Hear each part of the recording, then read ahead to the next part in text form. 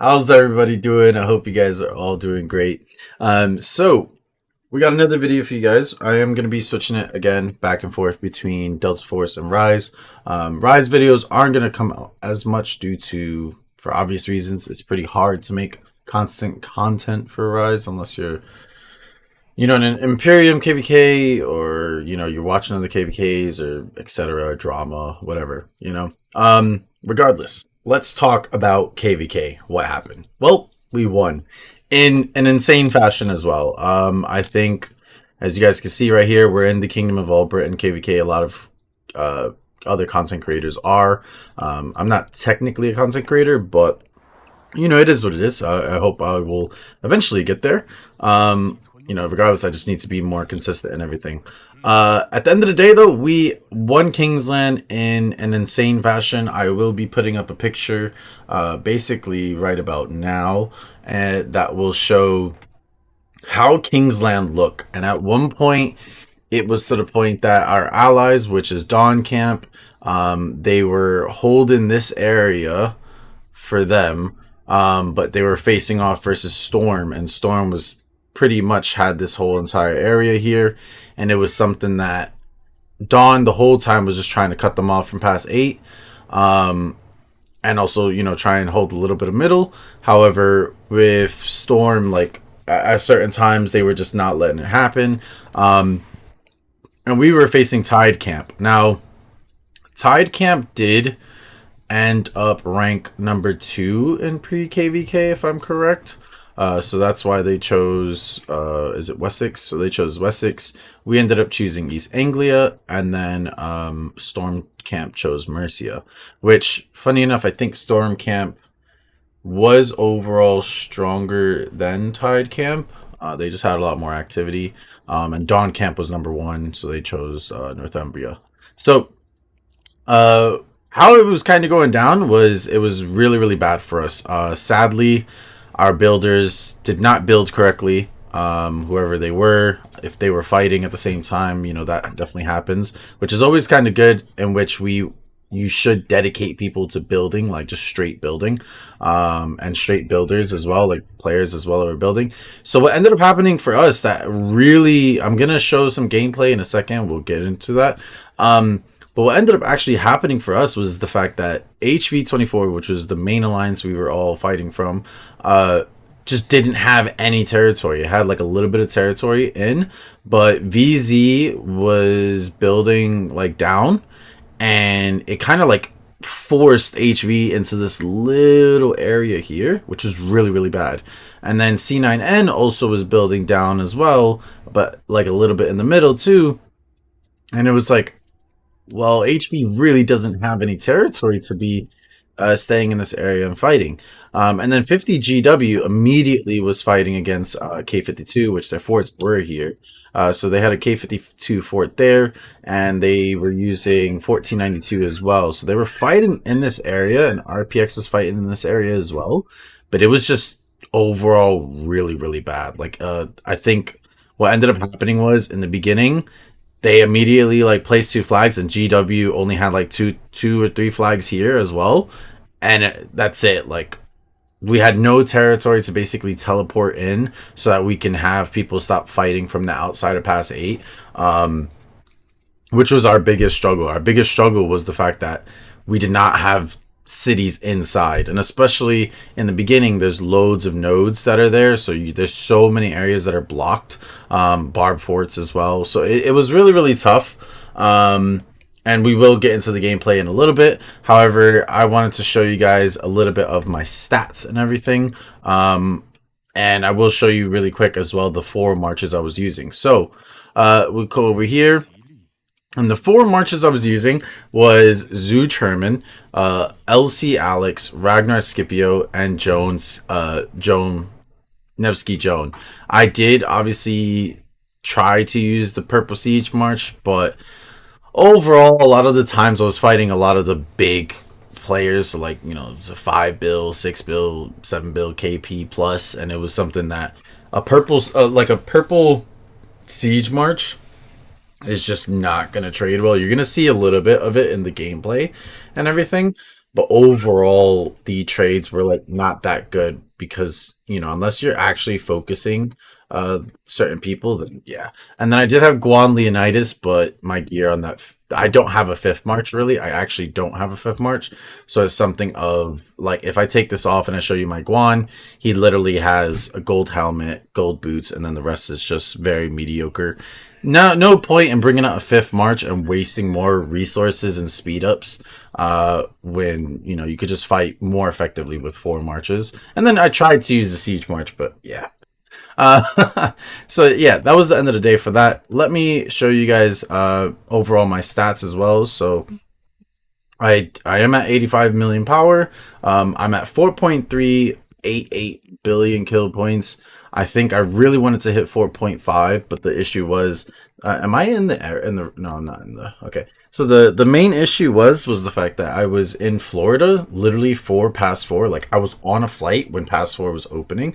I even paid for internet on that flight, but it was so horrible trying to play on a mobile phone on a plane, disconnecting connection a little bit here and there. It was just atrocious. So I was just watching the fights most of the time, and then I was able to play a little bit, like for I think a day or two for Pass 4, but Pass 4 actually ended up lasting like a week, and then. For the altar fights, I was able to do one dark altar, and then there was another dark altar that was like 5 in the morning for us, so it was our uptime, it wasn't their downtime, so they kind of didn't fight.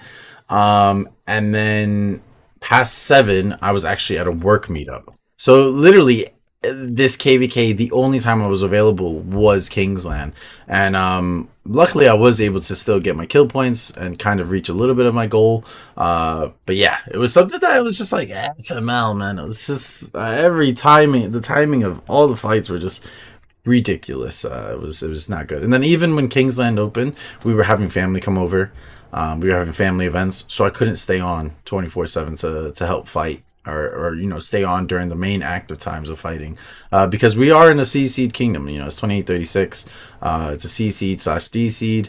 More or less, we're basically a D seed, and you'll see that in the stats in a little bit. So let us come over to the stats over here, and you guys will obviously see that what I'm talking about. So sorry, I might edit this bit out.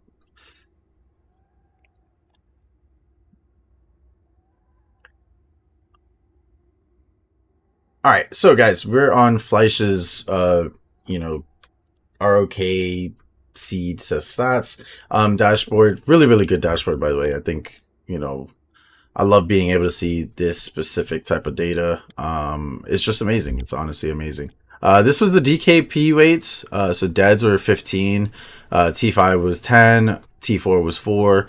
I don't really agree on deads being that high in DKP calculations, simply because a lot of people could be zeroed in KVK, and I think that even happened for a few of our guys.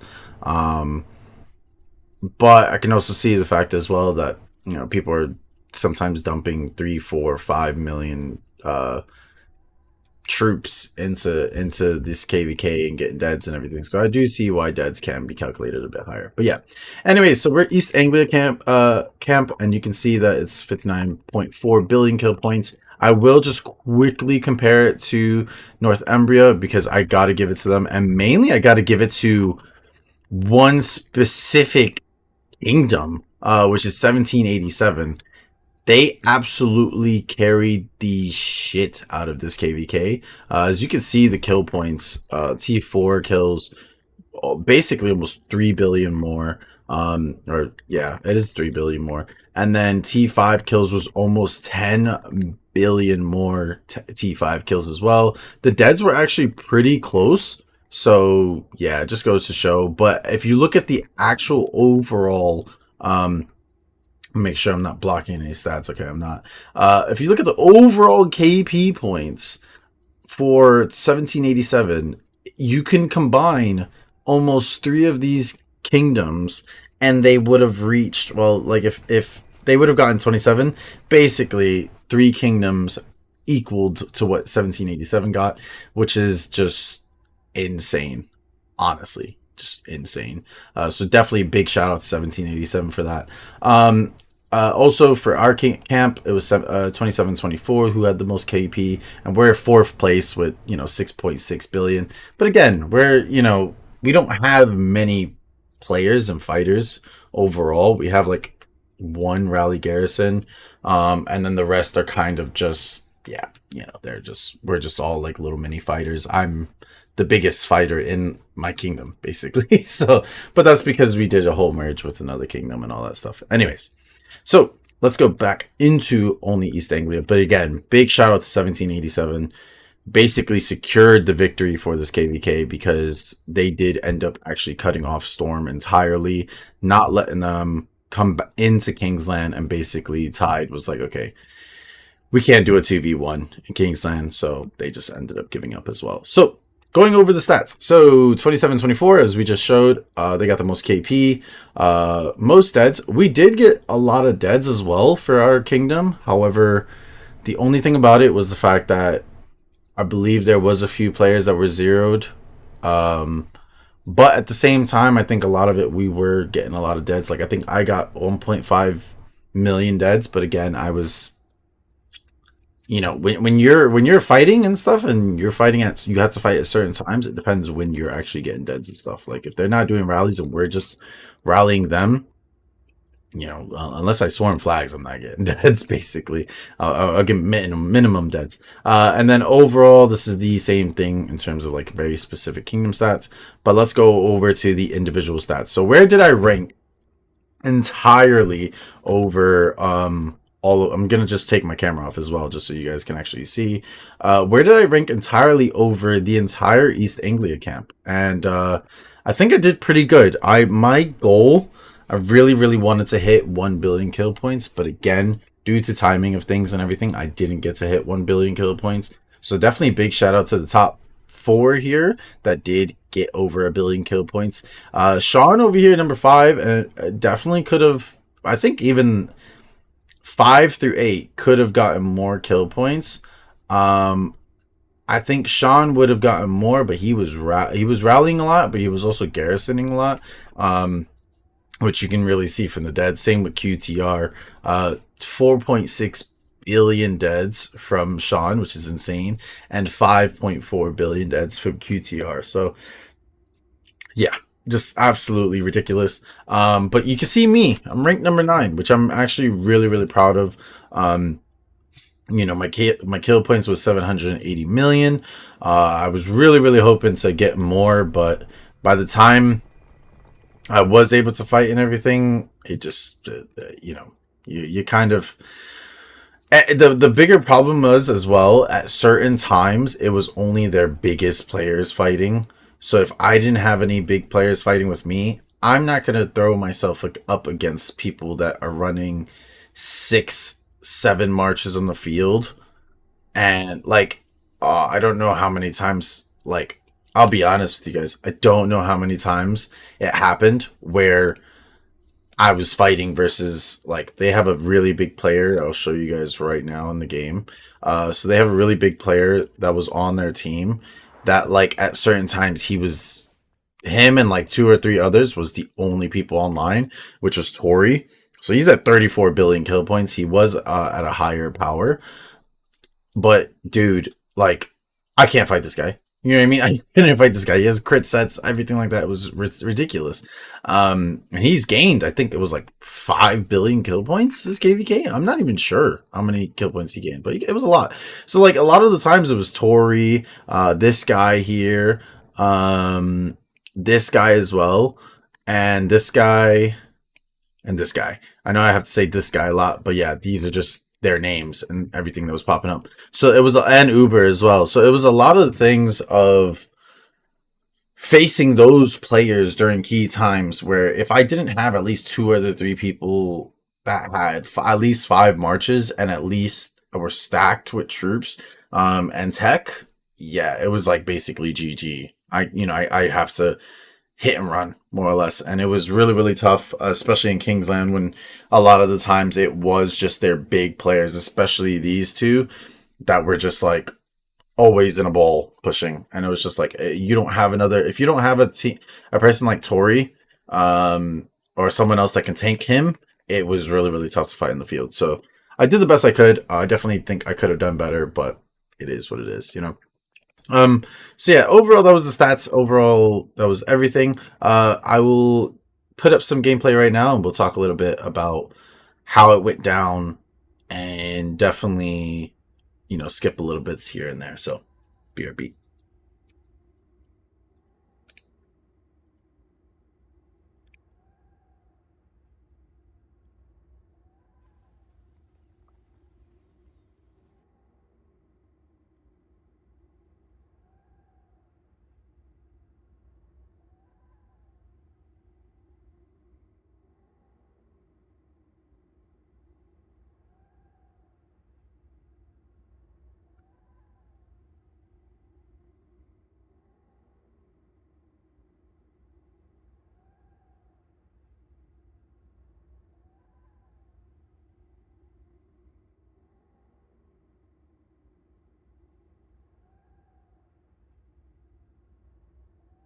All right, so we're back. So this was a little bit of the gameplay. I did mute it, so I'm gonna fast forward a little bit. This was when the pass was opening.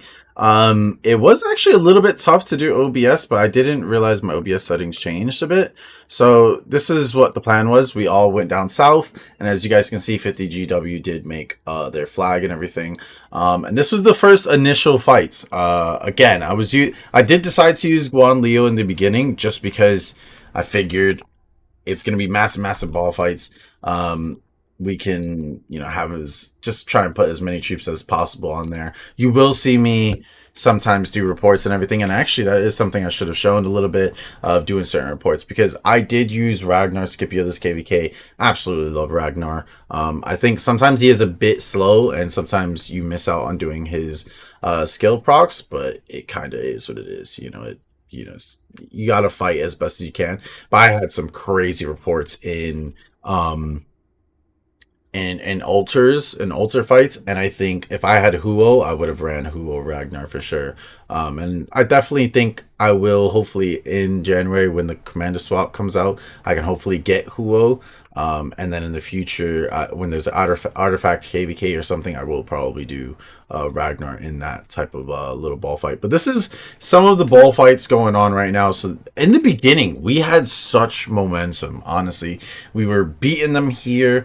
They didn't have a bigger ball than us. We were just fighting loads. But what we didn't see here that was happening was the fact that more or less our builders were not building correctly. I kind of wish I could put this bar down. I don't know why it's not going away. But yeah, more or less, it was something of we won this ball fight loads. Like the enemy was even deciding that it was going away. It's because I'm moving my mouse, but the enemy was trying to go around and not stay with their ball, which I think was a big mistake. And their ball was splitting, which a lot of the times it was something of you need your players to know that you need to stay in the ball at all times.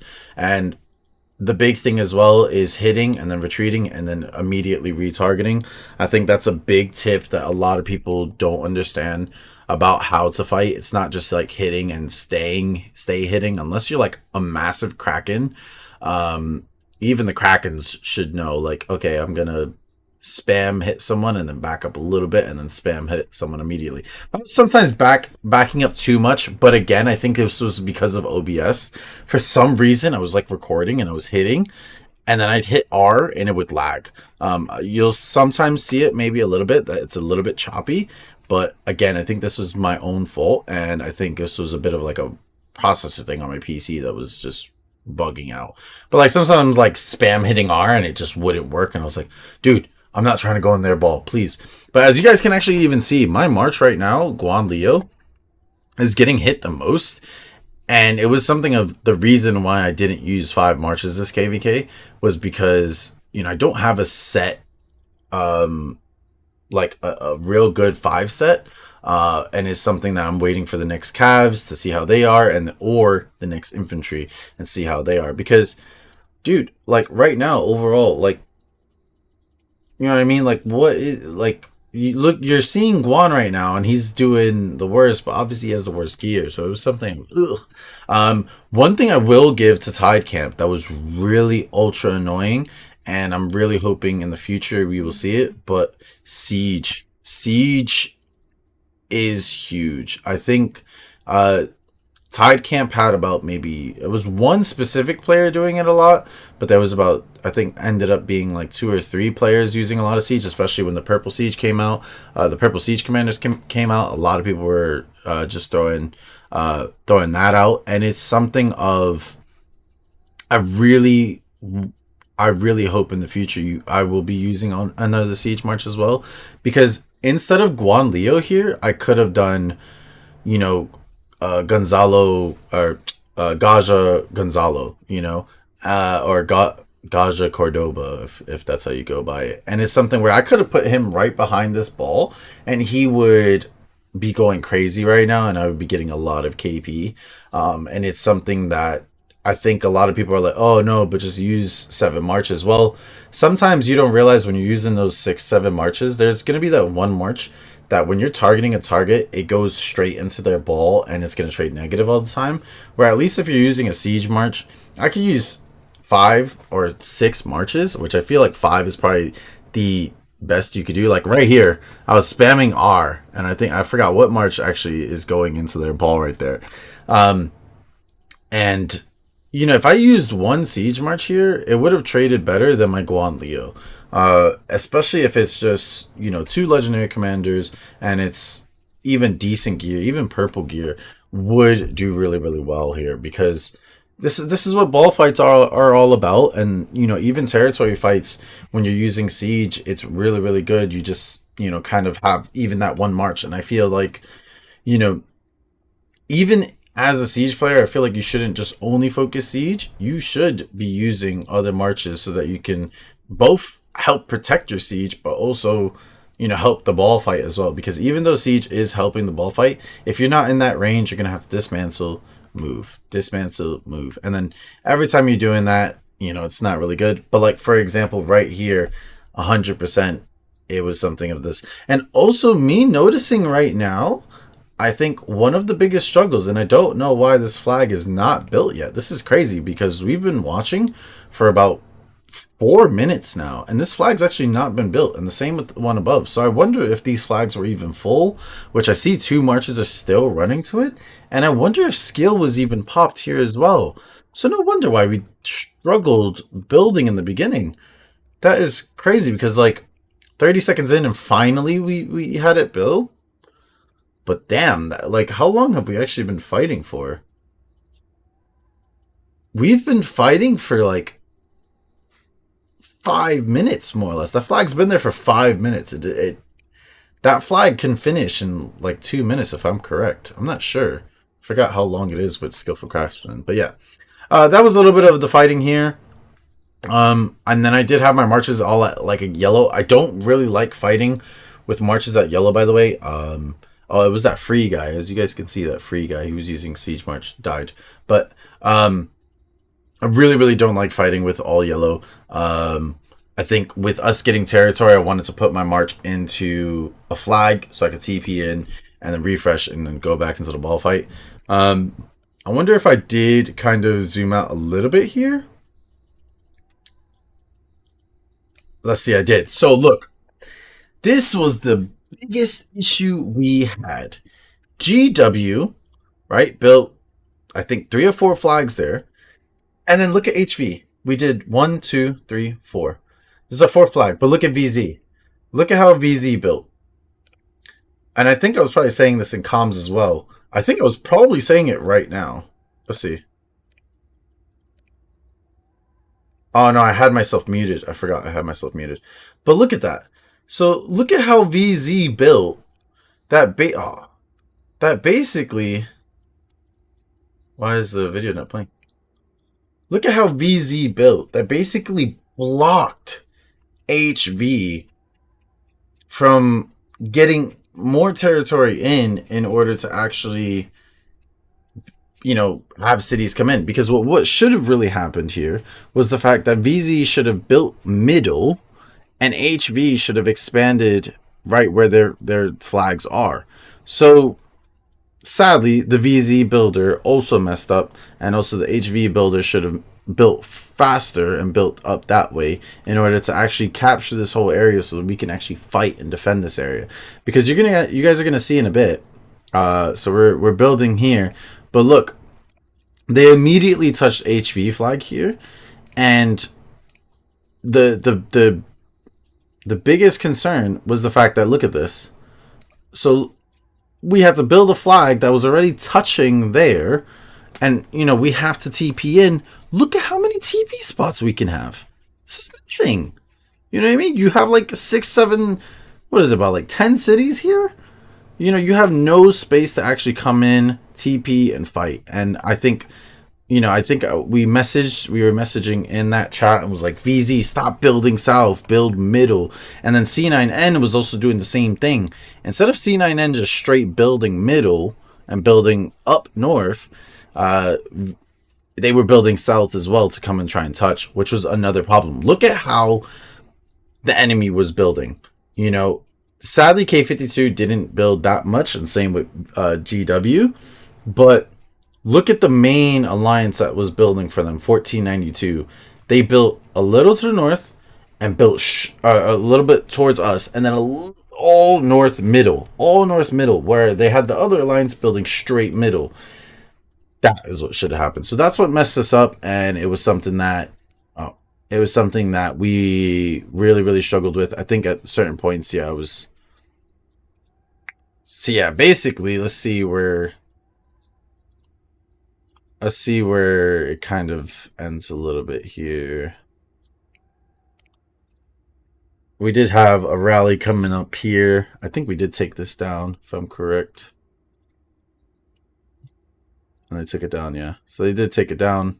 Yeah, I think eventually I stopped building. But look at how it ended up building, where like literally we could not do anything because they were all middle, and we were having, and also this thing is as well, Storm built straight middle, so we didn't touch middle at all, and it was a big struggle. It was huge struggle there.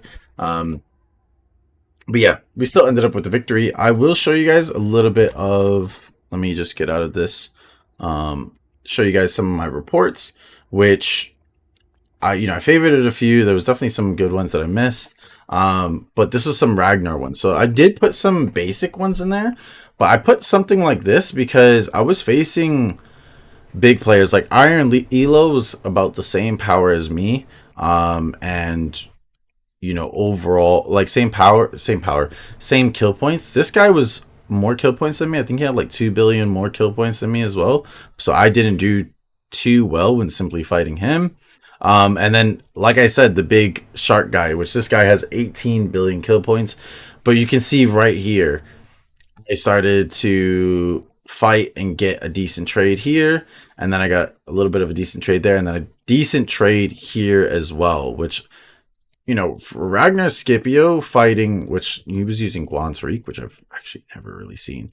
But for Ragnar Scipio to be fighting in a little ball fight here and getting a good trade like this is nice. I did put this one as well, so this one was a really, really good one, and this is all in Kingsland as well, keep in mind. So this is all literally right there in the fights. So just huge fighting, huge kill points. This one I really wanted to show because it was almost an even kill point ratio. And this was versus this guy who was, I think he's at 9 billion kill points now.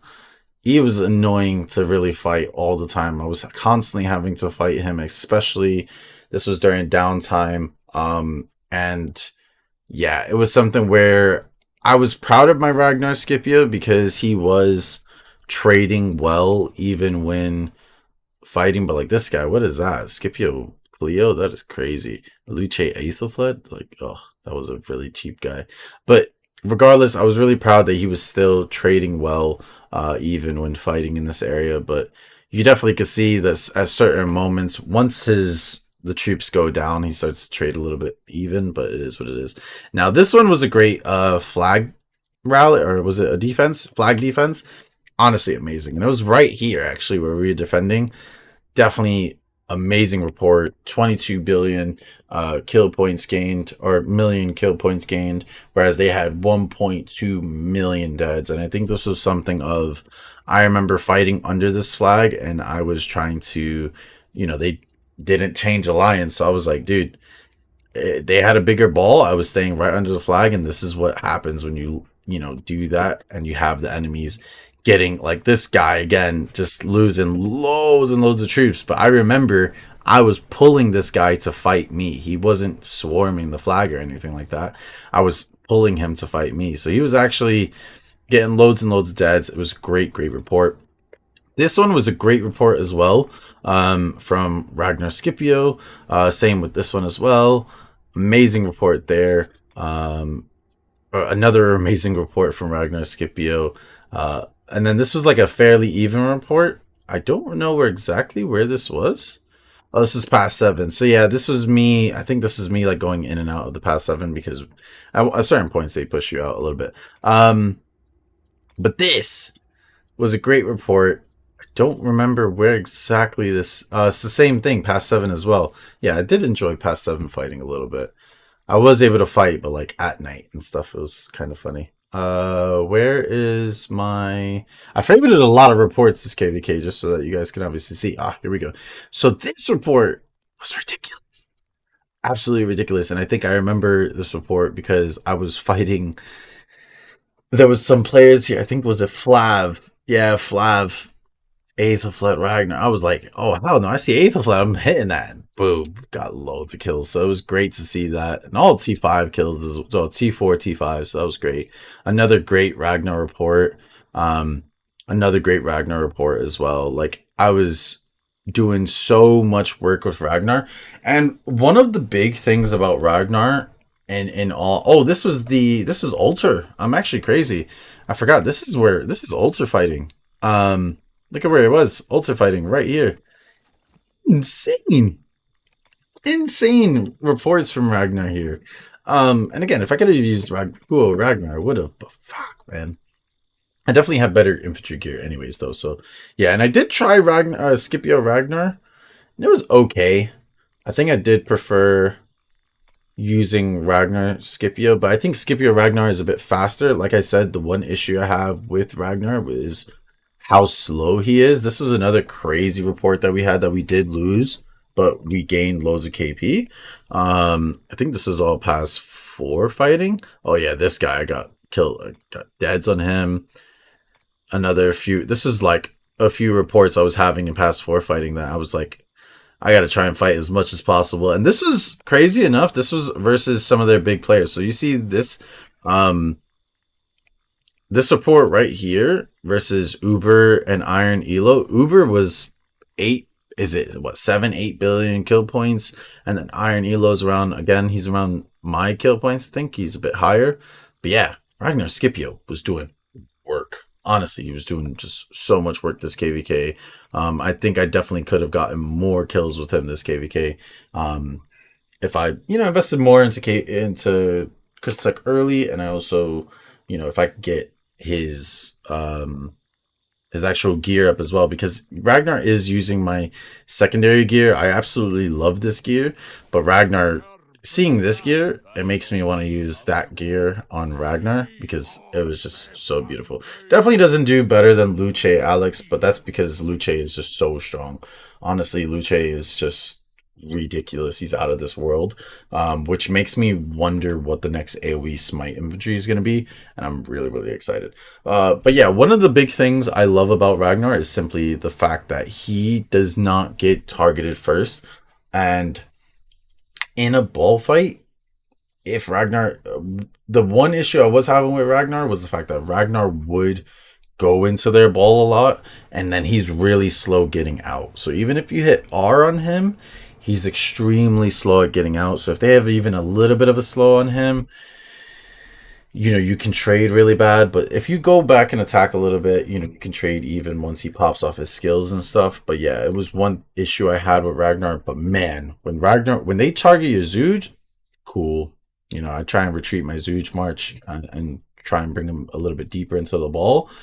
But man, when Ragnar doesn't get targeted and he is just sitting there draining and free farming, it's amazing when you drain. You can actually really see it on the enemy, even though it's only 2 seconds of 30% March drain.